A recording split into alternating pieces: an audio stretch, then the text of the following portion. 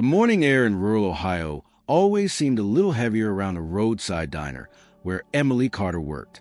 By 6 o'clock every morning, the aroma of burnt toast and stale coffee filled the small space, clinging to her skin like a second uniform. The cracked linoleum floor groaned under her steps, and the neon sign outside flickered as if begging to be turned off for good. But it stayed on, just like she did, always glowing, always showing up, even when everything inside her screamed to run. Emily was 26 years old and had already lived a dozen lifetimes in the same 10-mile radius. Her days began before the sun rose and ended long after the last trucker tossed a few crumpled bills on the table. With her light brown hair always pulled into a messy bun and a faded name tag pinned to her chest, she looked like she belonged behind that counter. But if anyone cared to look closer, they'd see the quiet ache in her eyes, a kind of tire that sleep couldn't cure. The diner's manager, a stout man named Rick, never missed a chance to bark orders with smirk or criticize her speed, even when the place was practically empty. "Move like you want the paycheck, Carter," he'd growl from the kitchen window, grease-stained clipboard in hand. She always responded with a nod and a soft "yes, sir," not because she respected him, but because fighting back required energy she couldn't spare. At home, things weren't any lighter. Her older sister, Lisa, needed constant care, more emotional than physical, but exhausting all the same. Lisa had long been diagnosed with a neurological condition that, though stable now, left her dependent on Emily for most daily tasks. Medication schedules, doctor's appointments, and emotional reassurance formed a second full-time job, unpaid and unrecognized. The weight of responsibility never left Emily's shoulders. It just changed shape depending on where she stood. Still, through all of it, Emily managed a small, tired smile for her customers. She memorized their usuals, asked about their families, and made sure their coffee was always hot, even if her own cup sat forgotten. Most came and went without leaving a trace on her day, but one didn't. An elderly man who slipped through the doors every Wednesday at exactly 3 o'clock in the afternoon, Walter Green. He looked like he had stepped out of a black and white photo, with his pressed slacks, neatly combed white hair, and the quiet dignity of someone who had once been respected but now wandered unnoticed. He never spoke much, just nodded when greeted, ordered a weak coffee, and sometimes a slice of lemon pie. He never smiled fully, only lifted the corners of his lips as if remembering how it used to feel. His tips were modest, usually coins carefully placed under his cup. And yet, he always caught Emily's attention. There was something deliberate in the way he watched the room, as if cataloging details no one else would notice. His eyes followed people, but not with judgment, more like a man reading a book for the second time, searching for what he missed before. Emily had grown accustomed to his routine. She'd pour his coffee before he asked, place the pie just the way he liked it, and let him sit in peace. But she often wondered what his story was. Why always alone? Why always on a Wednesday? And why that look, half wistful, half regretful, that seemed to deepen every week? It was a Wednesday like any other when everything began to shift. The afternoon rush had slowed, the sunlight slanting through the dusty windows with a sleepy golden hue. Emily wiped down the counter with one hand and refilled the sugar containers with the other. Walter sat in his usual booth by the window, gazing out at the cracked asphalt parking lot as if it were a view worth painting. As she approached to refill his cup, he looked up at her, not with his usual polite nod, but with something different. His hand trembled slightly as he reached into his coat pocket and pulled out a small, wrinkled piece of paper. He held it between two fingers, extended it toward her, and said nothing. Emily furrowed her brow. "What's this?" she asked, taking it cautiously. Walter didn't answer. He only gave her the softest, almost imperceptible smile and stood, slowly, as if gravity had doubled just for him. With careful steps, he walked out the door, letting the wind catch the edge of his coat as he disappeared into the warm Ohio afternoon. The bell above the door jingled in his wake. Emily stood frozen for a moment, the note still pinched between her fingers. Her heart thudded in her chest, not loudly, but with a rhythm that demanded attention. She glanced toward the door, then down at the paper. It was old, maybe even yellowed, folded several times, the corners soft with age. She slipped it quickly into the pocket of her apron, unsure whether to open it right away.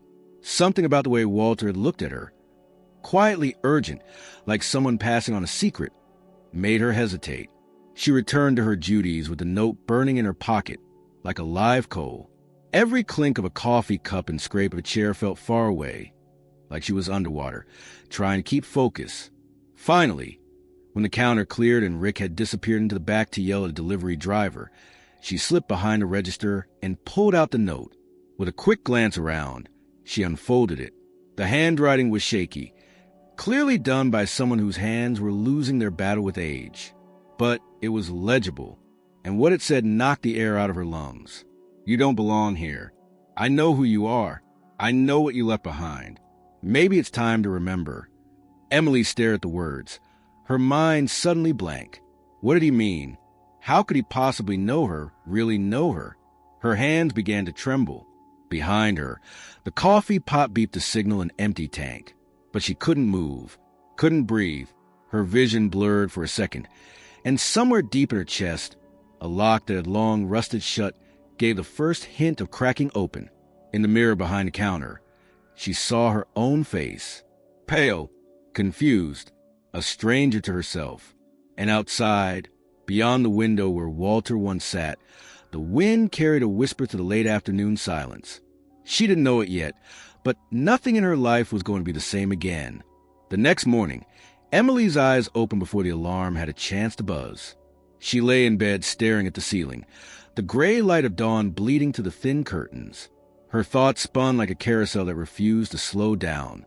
She had read the note from Walter Green more times than she could count. The words were etched into her mind now. You don't belong here. I know who you are. I know what you left behind. Maybe it's time to remember. Every syllable pulsed with unsettling familiarity, like a whisper from a past she had spent years trying to forget. There was no logic to any of it. Walter was just a quiet old man who drank weak coffee and rarely spoke. How could he know anything about her, let alone something deep enough to cut this sharply? That thought haunted her as she pulled on her work uniform and went through the motions of another morning that felt utterly unlike all the ones before it. Her stomach churned, and her reflection in the bathroom mirror looked hollow-eyed and distant. The diner opened as usual at 6 o'clock, and by 7, the booths were filling with early risers and long-haul truckers. Emily moved through the room with a practiced efficiency, but her smile was thin and brittle, cracking more easily with every forced interaction.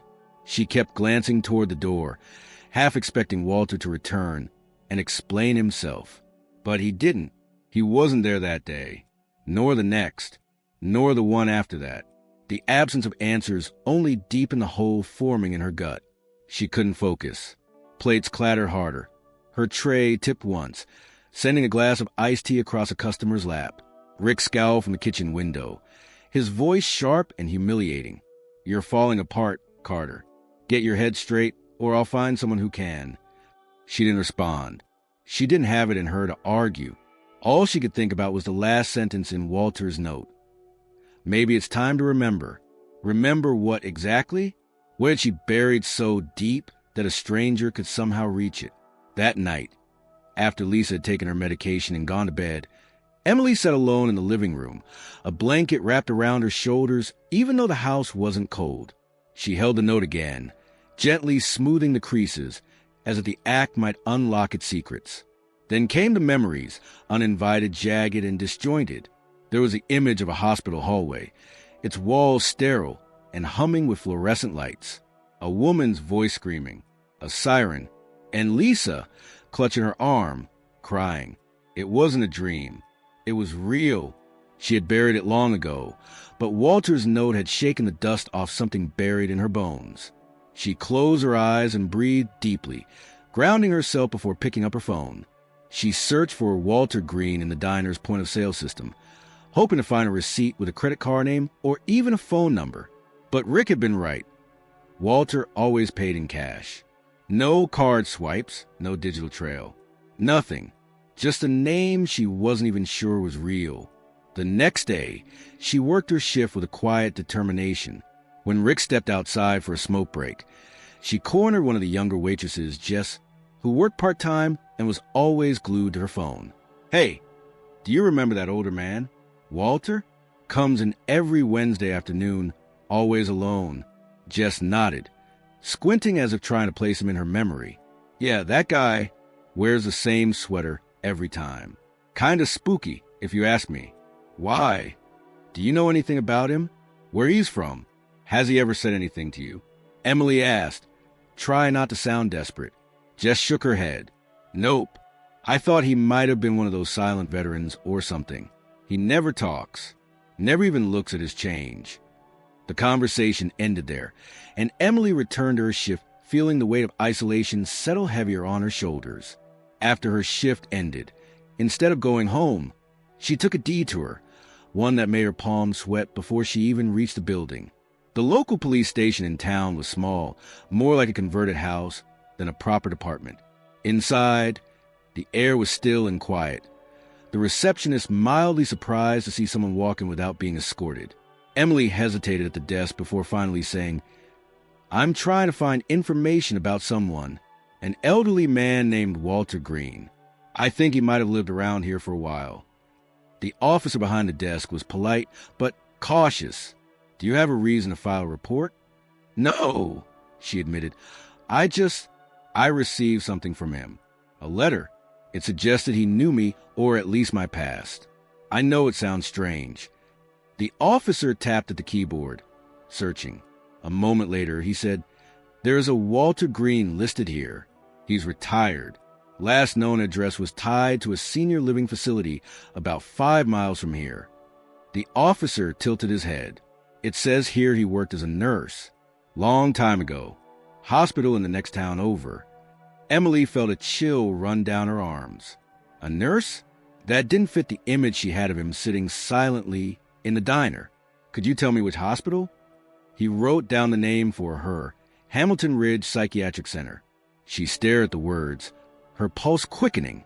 That name she remembered, though she hadn't heard it in over a decade. It was the place Lisa had been taken after the accident, the place she herself had never been allowed to enter, no matter how many times she begged. "Is he still at the senior home?" she asked. The officer looked again. "Nope. Says he checked out of that facility about 4 months ago. No forwarding address." That night, Emily sat in her car outside the gates of Hamilton Ridge, watching the security lights flash rhythmically across the parking lot. The building looked like a relic from the past, tall, gray, and unwelcoming. Part of her wanted to turn back, to pretend the day had never happened. But she couldn't. Not now. She hadn't been there since she was a teenager. The memories clawed at her. Doctors whispering, her name not appearing on any visitation list, her questions met with silence. It had been the beginning of the end of everything, of their family, of their stability, of the feeling that someone was in charge. The next day, she called the facility and gave them her name, lying slightly by saying she was updating a family medical record and needed information. A hesitant voice on the other end finally confirmed it. Walter Green had worked there as a nurse until his retirement. And more than that, he had been the primary caregiver for one patient in particular, Lisa Carter. Emily couldn't breathe. It felt as though the world had tilted slightly under her feet. How could it be possible? How had she never known? Why had Walter never said anything all this time? She didn't have time to find the answers. Because 2 days later, during her afternoon shift, Walter returned. He walked in as if nothing had changed. Same coat, same seat by the window, same small nod. But Emily didn't hesitate this time. She didn't wait for pie or coffee. She walked straight to his table, her heart hammering. But before she could speak, Walter looked up and gently placed something on the table, a small, sealed envelope. He said only one thing: "Read this when you're far away from here." And then he stood, turned, and walked out the door, just like before. Emily stared at the envelope. Everything in her life had led to this moment. She just didn't know it yet. The envelope sat in Emily's coat pocket, like it was made of lead. Even as she cleared tables and smiled through customer orders, its weight was inescapable. Every movement felt slower, as if time had shifted into some strange limbo where reality no longer obeyed the rhythm she had always trusted. She didn't open it during her shift. Something about Walter's final words, that quiet instruction to read it only when she was far away from here, lingered in her mind like a protective warning. That evening, she drove aimlessly for nearly an hour before ending up in the parking lot of an old public park that hadn't seen much care in years. The swings creaked in the wind, and the wooden benches were chipped and faded. It was empty, quiet, and utterly disconnected from the world she had always known. The kind of place that made you feel like time might stop if you stayed long enough. There, in the stillness, she finally tore open the envelope. Inside was a single sheet of paper, folded neatly, almost reverently. Walter's handwriting, though shaky, was careful. His words filled the page with a kind of honesty that Emily wasn't prepared for. "Emily," it began, "I never thought I'd write this letter. For years, I've lived with the hope that I would see both of you again, and the fear that if I did, it would be too late to matter. Maybe it still is. But I've come to believe that the worst mistake I made was staying silent. You deserve to know what happened, even if it changes nothing." Emily read every word slowly, absorbing them like oxygen after drowning. Walter went on to recount events that had been buried by time and bureaucracy. He had been a registered nurse at Hamilton Ridge during the early 2000s, working primarily in the trauma recovery wing. One night, more than 15 years ago, a young girl had been admitted, barely responsive, injured, and frightened beyond comprehension. Her name, Lisa Carter. According to the letter, Lisa had been involved in a traumatic incident involving her mother, whose condition had never been fully disclosed to the public. Walter didn't elaborate, but Emily understood without needing the details. Her own memory of the night was fragmented and chaotic. Sirens, screams, the metallic taste of blood in the air.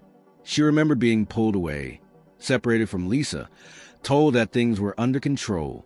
But nothing had ever felt in control since. Walter had been the one to care for Lisa during her recovery. He wrote about the way she flinched at sudden noises, the way she whispered Emily's name in her sleep. It hadn't taken him long to realize that Lisa had been not just a patient, but a sister, to a girl who never visited, never wrote, never called. It was only when Walter dug deeper, using what little access he had, that he discovered Emily had been placed in foster care immediately after the incident. Her name had been legally disconnected from her sisters in the court records, likely as a result of protective custody proceedings that neither girl had any say in. Emily stopped reading for a moment, her fingers trembling. She had never known why she and Lisa were separated. For years, she assumed it was because Lisa had been too unstable or that the authorities believed it best to keep them apart. But now it was clear. They had been erased from each other's lives by systems they couldn't fight. And Walter, he had known all along. The letter continued. "I tried, Emily. I wrote to the caseworkers. I asked if I could arrange a meeting or even send a message from Lisa to you. I wasn't family, so my concerns were dismissed. Eventually, I retired. I thought about you both every week after that. And then, one day, I moved to a small house not far from your childhood home. I wasn't sure if you were still nearby, but I hoped. And then I saw you, in that diner, serving coffee like your life depended on it." Emily blinked hard. The realization hit like a brick. Walter had been watching her not out of curiosity or coincidence, but out of a kind of quiet guardianship. He had known who she was from the start, and he had waited for the right moment to say something, to give her back the truth that had been stolen. "I know this might come too late." The letter ended, "But Lisa's not beyond your reach. She lives now in a facility called Haven Crest, a small place, peaceful, not a prison, not a ward, just a home where she can live with dignity. She remembers you, Emily. She asks about you. If you still feel her absence like a missing limb, then go to her. She's been waiting too." The last words were almost an afterthought, scrawled in smaller handwriting, like a final confession. "You deserve more than this life. Please don't waste it here." Emily folded the letter with hands that could barely hold steady. Her breath came in uneven bursts, not quite sobs, but something close. She had built her entire adult life on the idea that everything was gone, that what had been broken would never be whole again. And now, one piece of paper had undone all of it. She didn't sleep that night. Instead, She sat at the kitchen table until dawn, the letter beside her, the sky turning from dark indigo to pale gray. Lisa emerged from her room just after 7, her robe wrapped tightly around her and her face still puffy from sleep. Emily stood. "I need to ask you something," she said quietly. Lisa blinked, confused. "What's going on?" "Do you remember a man named Walter Green?" For a moment, Lisa's expression didn't change. Then something shifted. Her eyes widened slightly. She nodded once, slowly. "Yes, he was kind. He used to sit with me when I couldn't sleep. He brought me apple slices, said they help with nightmares." Emily's heart nearly broke. "He wrote to me," Emily said, her voice trembling. "He found me. He told me everything."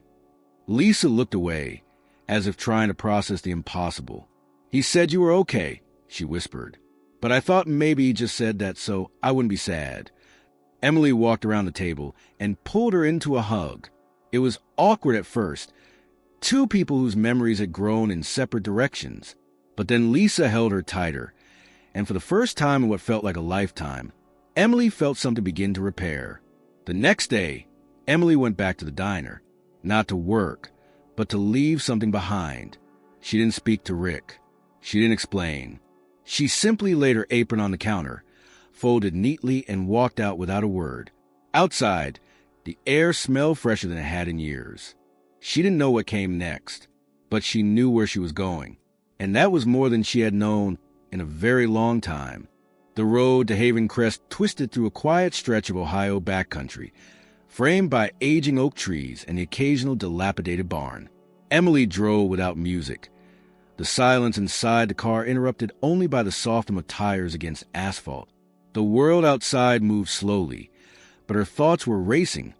Flashes of memory, questions she hadn't dared ask, and the overwhelming weight of what she was about to do. She had told Lisa everything, at least everything she could articulate. They had stayed up most of the night talking in hushed tones, piecing together what each of them remembered, and filling in the gaps left behind by years of forced silence. Lisa's recollection of Haven Crest was clear, but tinged with a gentleness Emily hadn't expected. It wasn't a place of confinement or despair, but rather a kind of refuge. She described the staff as kind, the other residents as calm, and the routine as predictable, something she had come to value. Still, Emily could sense that Lisa had been waiting for a reason to leave, or at the very least, for something to change. It was that fragile sense of waiting that had prompted Emily to act without delay. She hadn't packed much, only what she could carry in a single suitcase. Lisa had done the same, with surprising certainty. There had been no dramatic goodbyes, no drawn-out explanations to neighbors or friends, just a decision made in quiet conviction, to leave the life they had settled for and begin something new, even if they didn't yet know what that meant. As Haven Crest came into view, a modest 2-story building nestled behind a cluster of pine trees, Emily felt her chest tighten. It was unassuming, almost cozy, with white clapboard siding and a gravel driveway. A small wooden sign by the entrance read, "Haven Crest Living, Compassion, Dignity, Peace." Emily parked near the entrance and shut off the engine. Lisa sat in the passenger seat, her hands clasped in her lap, staring straight ahead. "You ready?" Emily asked softly. Lisa nodded, but didn't speak. Inside, the reception area was quiet and warm, the kind of space that seemed to absorb sound. A woman with short gray hair and a gentle expression looked up from behind the desk. "Can I help you?" she asked, her voice calm and welcoming. Emily stepped forward. "I'm looking for someone. Her name is Lisa Carter. I believe she's a resident here." The woman's expression shifted slightly. "Are you family?" "I'm her sister." A long pause followed. Then the woman rose from her chair and extended her hand. "I'm Gladys. I remember Lisa well. She spoke about you often, though we weren't sure if you were still alive, or if you wanted to be found." "I didn't know she was here," Emily said. "I just found out. Someone from her past, Walter Green. He helped us reconnect." Gladys smiled. Walter was special. He volunteered here sometimes, even after he moved out. Always said Lisa reminded him of someone he couldn't forget. Emily felt her throat tighten. She wanted to ask more, but something about the moment made her hold back. Gladys disappeared into a hallway and returned moments later with a folder in hand. "Lisa's welcome to leave," she said gently. "She's not under any court supervision. Her stay here has been voluntary for years. But I want to make sure you're prepared. She's stable, but the transition might be complicated. Change always is." "I understand," Emily replied. Lisa joined them a few minutes later, her expression unreadable. She stood at the edge of the room, suitcase in hand, looking almost too still, too composed. Gladys touched her shoulder. "You take care of yourself, Lisa. And don't forget that you always have a place here." Lisa nodded, then turned to Emily. "Let's go." The drive away from Haven Crest felt different. Not heavy or anxious, but purposeful, as though the road beneath them was no longer a trap, but an opening. They didn't speak much. Lisa rested her head against the window, watching the trees blur past. Emily stole glances at her, quietly overwhelmed by how different she seemed. She wasn't a fragile girl from her fragmented memories. She was older, yes, and marked by time, but there was a calm strength in her now, a steadiness that Emily hadn't known to expect. They stopped at a small roadside diner, about 40 miles from the town they had just left.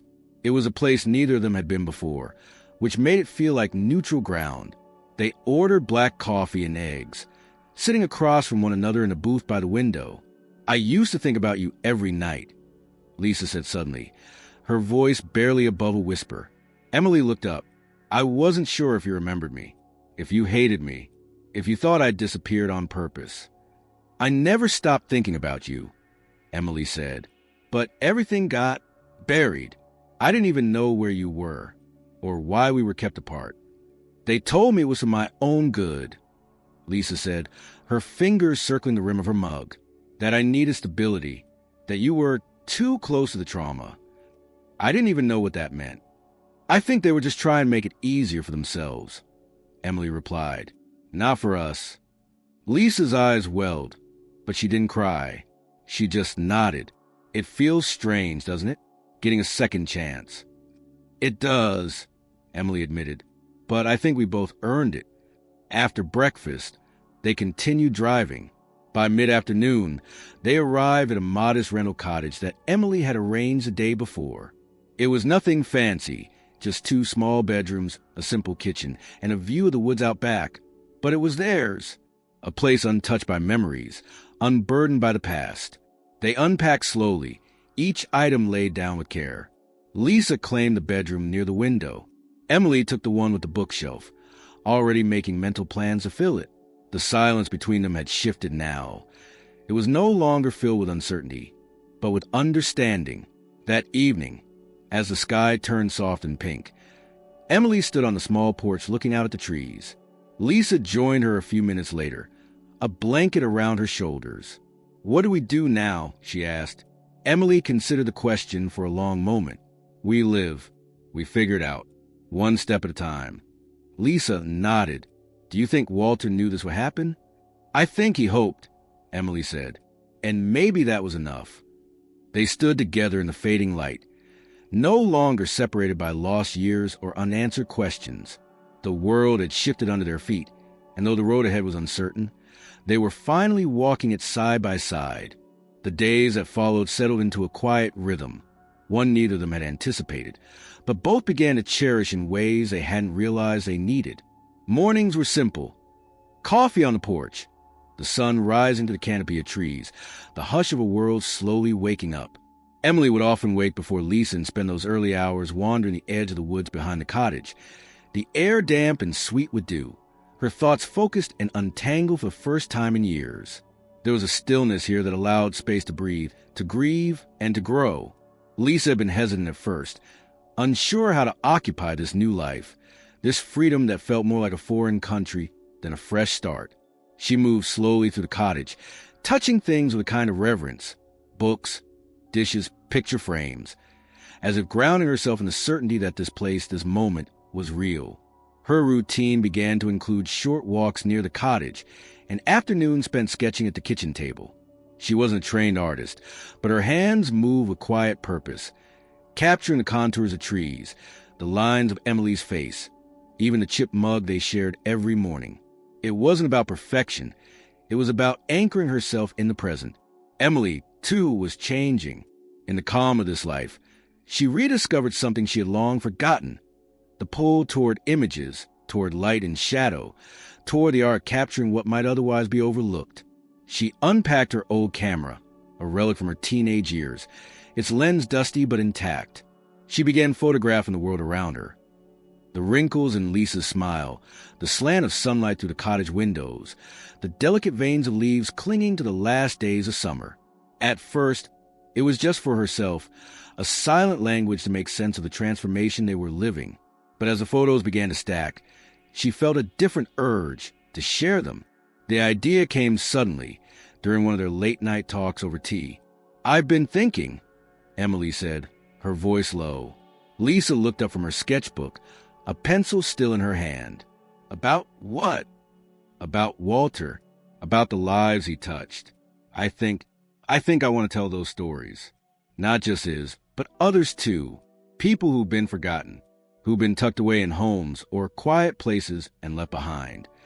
Lisa watched her, eyes narrowing slightly as she processed the thought. "You mean like a project?" "Yeah, a photography series. Maybe even a book eventually. Stories of people who lived full, complicated lives, but never got to tell them. Like Walter, like the others we met, the ones no one ever sees."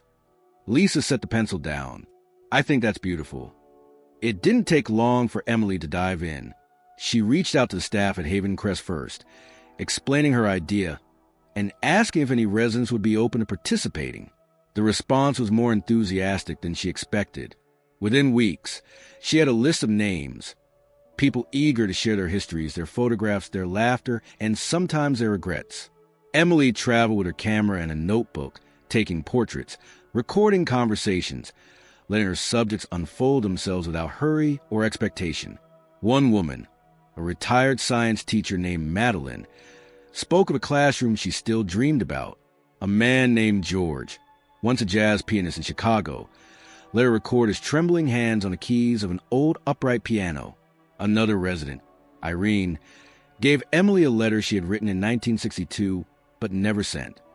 Meant for a sister she lost to adoption, a sister she believed was still out there, wondering. Each story chipped away at the myth of invisibility. Each face told a truth that age had not diminished. Lisa supported the project in every way she could, though she didn't accompany Emily on every visit. She helped organize notes, offered sketches to complement the photographs, and slowly began to write some of her own reflections. Their cottage turned into a small studio, walls pinned with portraits, journals stacked beside the couch, a quiet hum of purpose filling the air. Through it all, Walter remained a constant presence, not in body, but in the way his silence had finally been broken. Emily reached out to the facility where he had last been registered, only to learn that he had passed away quietly 2 weeks after she received his final letter. No funeral had been held. No family had claimed the body. Emily attended the gravesite alone, a modest stone bearing only his name and 2 dates.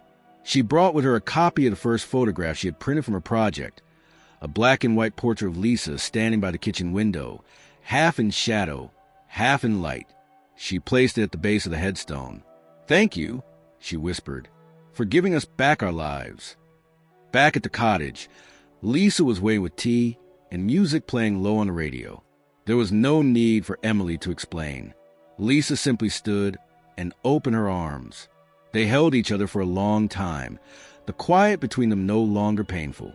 That autumn, Emily's project gained attention beyond the town. A local newspaper ran a story, then a regional arts magazine. Before long, a gallery reached out, asking to showcase the photographs and stories. Emily accepted, but insisted on something specific. Every piece would include the full name and handwritten caption from each subject. She wanted no anonymity, no nameless inspiration, just real people seen. At the opening of the gallery exhibit, Lisa stood beside her, holding her hand as they walked the rows of frames. Faces lined the walls: Walter, Madeline, George, Irene, and dozens more. Strangers became family in the hush of that space, as guests paused to read, to look, to remember. Near the end of the room was a photo of Lisa, one Emily had taken without her sister knowing. She was seated in the cottage, pencil in hand, sketching something unseen on the table. The caption beneath it read, "Survivor, artist, sister, finally found." Emily didn't need recognition. She didn't want fame. What she wanted was already in her hands. A life that felt honest, a bond rebuilt, and a knowledge that stories, no matter how quiet or broken, could still be heard. And every now and then, as the wind moved through the trees around the cottage, she could almost feel Walter there, watching, not silently anymore, but proud.